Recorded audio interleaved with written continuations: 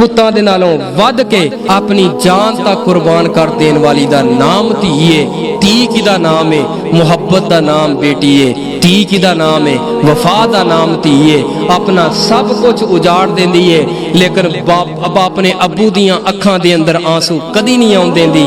ये धी एक ऐसा अनमोल मोती, हीरा, खजाना, मिठा फल अल्लाह पाक ने बना छड़िया।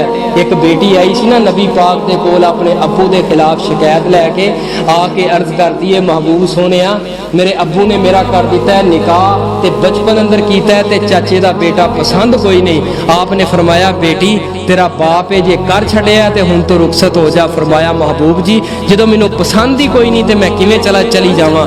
बाप नूं बुलाया गया, आपने फरमाया हाँ भी तू इहदा निकाह कर दिता है? जी महबूब जी बीवी दुनिया तो चली गई, मैं आखिया कि बच्चियां ने मैं अपनी जिंदगी अंदर कर जावां, बचपन अंदर कर दिता है। आपने फरमाया बेटी तेरा बाप है चिट्टे वालां दा हया कर, सबर कर, हौसला कर, आखिर तेरे बाप दी इज्जत है, पग दा सवाल है ते मुआशरे अंदर रहना है, भैन भरावां अंदर रहना है। ये बेटी बोल के अर्ज करती महबूब जी नहीं, जो मैनू पसंद ही नहीं, जिंदगी की एक पूरी गंढ हिस्सा है, जिंदगी का पूरी जिंदगी का एक हिस्सा गुजारना है तो मैं किवें जावां। आपने फरमाया बेटी सुन लै, फतह खैयरहा क़यामत तक दियां आउण वालियां बच्चियां वास्ते कानून ते ज़ाब्ता है। उस वक्त तक बाप भी निकाह अपनी बच्ची का नहीं कर सकता जब तक अपनी जवान बेटी दे कोलों हाँ ना करा लवे। ना वली तो बगैर निकाह है, बाप तो बगैर, बाप की इजाजत तो ना बेटी की इजाजत तो। जो इन्नी गल की है ना बच्ची बोल के पता की क्या लगी, इनू आंदे ने बेटी। सवाल करते हो बेटी कौन हुंदी है? सोने आई बेटी की ये बेटी ने कीता? बेटी बोल के आंदी महबूब जी मैं तैयार होनी हाँ, मेरे बाप नूं कहो उसे बच्चे दे नाल मैनूं रुखसत कर दे, चाचे दे बेटे नाल। सारे कान खड़े कर ले साहबा ने, महबूब जी ये की कह रही है बच्ची? आपने फरमाया बेटी तेनू पहले समझाया, तेरा बाप रोया, तू ना मन्नी।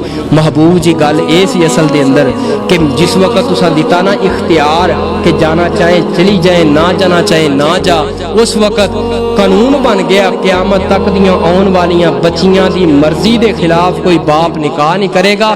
ते मैं अपनी जवानी सारी बाप दे नाम इस वास्ते कर रही हाँ, मैं जानती हाँ मेरा बाप अगर मैं निकाह तोड़िया खत्म करके किसी होर जगह ते कीता मेरी खुशी की गल नहीं, मेरे बाप दियां अखां दी गल है। मैं अखां दे अंदर आउंदे होए आंसू नहीं वेख सकी। ऐ बाबा जान जरा ध्यान ना सुन लै, ऐ तुहाडी धी तुहाडा भतीजा मेरा खामद मैनू बिल्कुल पसंद ना होए, सारी जिंदगी गुजारा कर जावांगी, अब्बा तेरे वेड़े अंदर अलामा नहीं आउण देगा।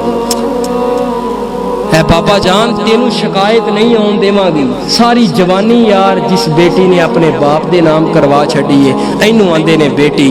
फरमाया कि बेटियां नाल मुहब्बत करो, प्यार करो, ये वफा दियां जगह ने। इन्हां ते जुल्म करना, इन्हां दी हक तलफी करना, पढ़ाना ना एक बहुत बड़ा जुल्म है। इस जुल्म की वजह तो अल्लाह का गुस्सा हो रहा है, गालिब आए, कोई ऐसा अजाब नाज़िल हो जाए। अल्लाह